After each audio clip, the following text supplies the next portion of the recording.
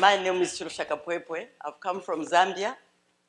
I'm running an NGO in a very remote part of the country where you don't have internet, you don't have a cell phone, you don't have television, you don't have electricity. So I want to take you on that journey in that part of the world where we don't have those kind of facilities. And keep people asking me, why are you doing it? Why have you gone back to your roots? Because that is where I grew up. That is the village I know, and I know the hardships of that area.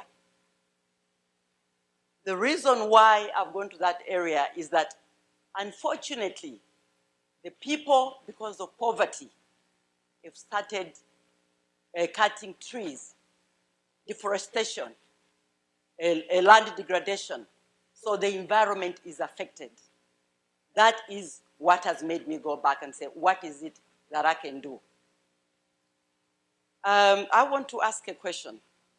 If we were told that 25 years from now, and there are facts showing us that definitely there will be diseases, there will be natural disasters, what is it that you do? What is it that will come to your mind immediately now? 25 years from now, this is what is going to happen. Temperatures will go up, we'll all be affected.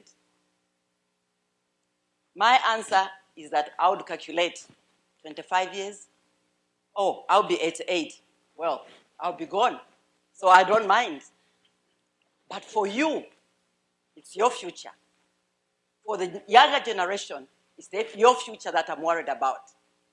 And it worries me that I'm not seeing the passion from the younger generation. It needs to come out. You have a voice. We are the generation who are destroying your future. But you are quiet. And that is the reason why I've gone back to the people in the village. What is it that I can do? I was inspired by a woman who comes from Kenya, the late Wangari. She started planting trees, talking to the government, but because she defied government and refused government to start cutting trees in order to, they call it development, to put up buildings where villagers were living. She was jailed. She lost her job as a lecturer at a university. She lost her marriage. She was jailed. She was beaten simply because she cared about the environment. And it's a subject that we need to talk about. It's a subject that we need to be passionate about. In order for me to address the issue of deforestation, I had to go back to the village and say, what is it that is happening? What you see behind me is what is called a kiln. A kiln is where somebody cuts about 50 trees and puts them across each other, adds the soil, and then lights up for charcoal production. Unfortunately, that means that you've destroyed 50 trees, but you are getting very little out of that. And you can see the deforestation already starting in those areas where these trees are being cut. That kiln will only give you about 20 bags of charcoal, which goes for $5. Only $5. And yet, you would have destroyed the trees which are as old as 200 years old. Some of the trees are so big. Not only are men involved in this trade, it's also women. She's a widow of 6 children and has no other alternative means of living. She has to educate her children. So what is it that I could do in order to give her an alternative means of livelihood? Because these truckers are the ones encouraging these people to destroy their own environment because they know they are poor and they don't have any other way. And the only way government has been able to deal with this problem is to jail these people, confiscate the charcoal, confiscate their bicycles, and that has not worked for the past 20 years. Government has been doing that. Because when a person is desperate, when they want to eat, you can send them to jail. They don't mind. They have to survive. So people have continued doing that, and as you can see, the forest now is rich, and I'm talking about areas and areas of land. Now, you also end up with wildfires because of this. We also have a system of agriculture where it's called slash and burn, which also brings up wildfires. So that also causes land degradation. You also have people coming in also to do illegal timber. So you have all these things happening, destroying the forests, and you can see that even the climate change, we are able to see. Now, I had to start engaging communities to talk about this, especially the leaders. What are we going to do? What is the solution? Because government did not take the time to actually go and ask these people, why are you doing this? So the communities identified poverty and food insecurity as the reason for deforestation. And they were saying, we've been using chemicals, fertilizers, but we can't afford that anymore. So I said, fine, why don't we go back to the roots? But we also had to involve the youth, because to me, the youth are critical. They are the owners of the future. So we go back to the roots and start looking at how did people live in harmony with their environment in the past? How did they do it? Because they looked after their forest and they had the food. So I said, let's go back to our roots and start looking at foods which are indigenous, foods which do not require chemical fertilizers, foods which can be grown by the people and easier. And in the songs and dances, we started bringing out messages by the youth, young girls, talking about how they lived in harmony with the environment. And this is the message in terms of teaching other people. And we had a Japanese lady who helped us with the program, Kim. So this is some of the cultural dances that the people were able now to start passing the message around. It is very, very important that when you look at alternative means of livelihood, you look at the crops that are indigenous, secondly, that are resistant to droughts, because climate change is already being felt in the villages. Sometimes you have too much high rainfall, sometimes it's too low. And so you have to look at what are the crops that they are able to grow and which are drought resistant. So we have beans, we have groundnuts, we have cassava. Those are the indigenous food that people already understand. And those are the foods that they've been eating already. And what I do normally, I give 5 kg to a lady. She grows that beans. I ask her to give me back 10 kg. I give the next group that is coming the 10 kg so that it's sustainable, that I'm able to have as many groups as possible joining and being able to join in this organization. So the farmers have been able to do this. They've been able to pay back. Yes, there are setbacks. There are times when some people run away. They don't give me back the beans. But I don't mind. To me, the ones that are able to come on board are good enough. And to me, I think we are making progress. So what makes me do this? To me, it is something that is important, that for the future, we need to sustain ourselves, and we need to look at how we can get our people out of poverty. We need to look at sustainable means of production. What were the methods that people were using before the fertilizer? How do we marry the traditional farming and scientific, farming, conservation farming? So you increase the food production because you are marrying those traditions, going back to your roots, but at the same time looking at science. Now, when you start doing that, it means you also start conserving the forest, because one of the projects that we've encouraged is that beekeeping, you give your members boxes to put in the forest, and they'll be able to harvest the honey from the forest. We eat the caterpillars in Zambia. We eat a lot of mushrooms. We eat a lot of wild fruits. So all these add to the food insecurity that takes away the food insecurity that people are experiencing, because they can harvest from a well-conserved forest. They can also grow food in the digital food where they don't need to put fertilizer, so that you now have a community that is able to be food secure.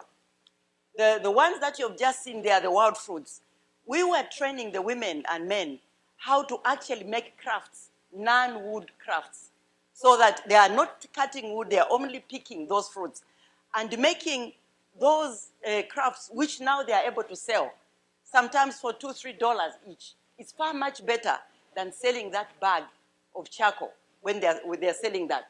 because that is the most sustainable program. So the beehives are the ones that I talked about, where now they are able to collect honey from the forest. So a well-conserved forest will always reward you, because I always believe that when you abuse Mother Nature, the repercussions are not immediate. They are far-reaching. And that is why I'm saying it's your generation that will be affected by what we are doing. In the areas that I'm working, the hospitals and clinics are very far. So people depend on herbs. People depend on traditional medicine.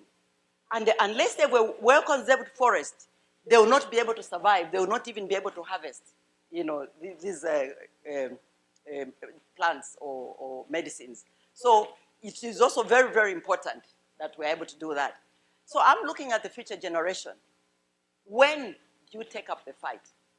In 2011, in my country, the youth felt that they had been ignored, they had been marginalized, and they voted in mass, and they changed government. Because youth are able to organize themselves. You can network, you can talk to each other. So to me, the future lies in your hands. We look at priorities. We find that the youth sometimes are so passionate about human rights, same-sex marriages, but all these things, if we had to have a mismanaged environment, all these things will fall away. Whether there is human rights, it does not matter. I just want to talk about, human rights, that when somebody is hungry, you cannot go and talk to them about human rights. Their priority is food. My mother told me that if you have 2 slices of bread and you put butter and jam, it's very nice. If you fall in love with a very poor man and you put love between 2 slices of bread, it is tasteless. Try it. Those that have fallen in love or have a crush or an infatuation, try it. It is tasteless. The best thing is to have 2 slices of bread with butter and jam. That is what you are going to enjoy. And then we spent millions of dollars on conferences, on calling people, to say, you come, for a meeting, let's talk about the environment, without the youth. These are the owners, these are the stakeholders. You are the people who should be in those conferences. You are the ones who should be telling us we are going about it the wrong way. You are the stakeholders. Those villagers who are not being consulted because they have not gone to school, they are not being consulted, but they are bringing wrong projects. There was one project I remember where some people came in, the donors, and they said, no, this village does not have toilets. So they came and built very beautiful toilets. 1 year later, they came to come and monitor and evaluate. And they found the toilets, they were using them as storeroom for their food. Nobody had used them. Because according to their culture, a toilet should not be near the house so that everybody can see you going to the toilet. They were outside the village. So they did not ask, they simply just built these toilets for the people. So the people did not use them, because we go with millions of dollars to take projects to people whom we have not consulted, who are not the owners of that program. And so I want you to inspire you. And I'm hoping that, like the president of Uganda in East Africa, President Museveni, said when he was a student at Makerere University, a leader came to talk to them about the revolution, about the fight for his country. And that is the only reason why he got up as a student when he finished his education and started the fight for his country. And now he's the president. So I'm hoping that the seed that I've planted today, one day will sprout.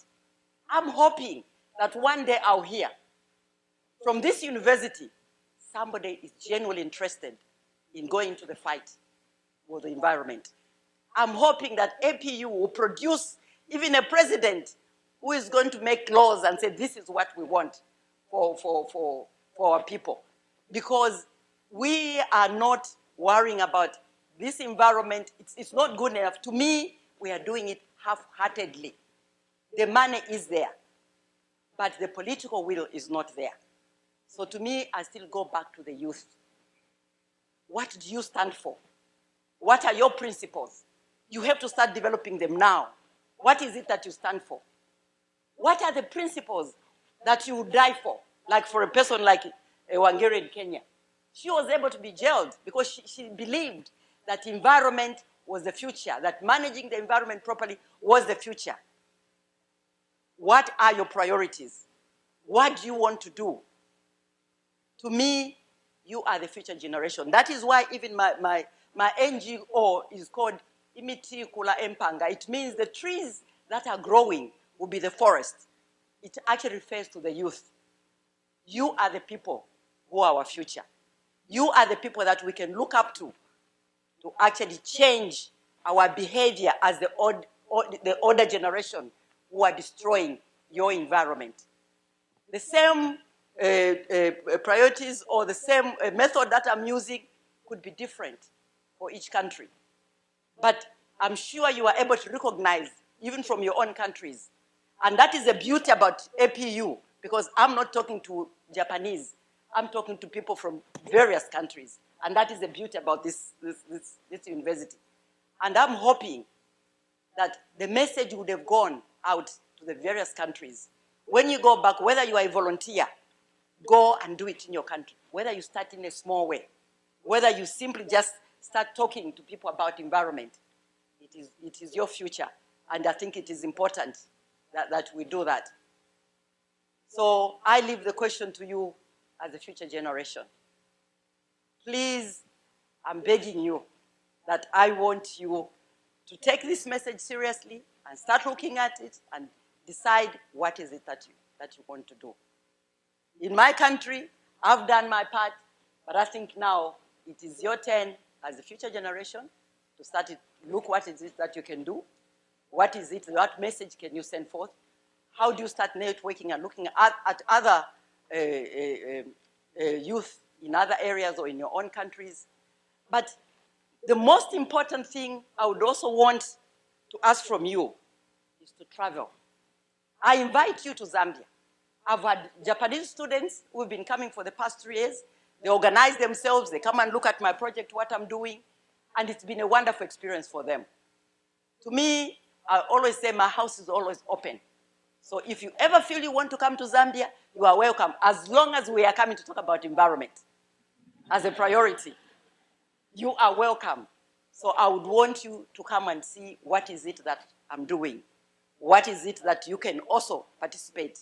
How do you now start understanding what other people go through? Because to me, you are privileged students.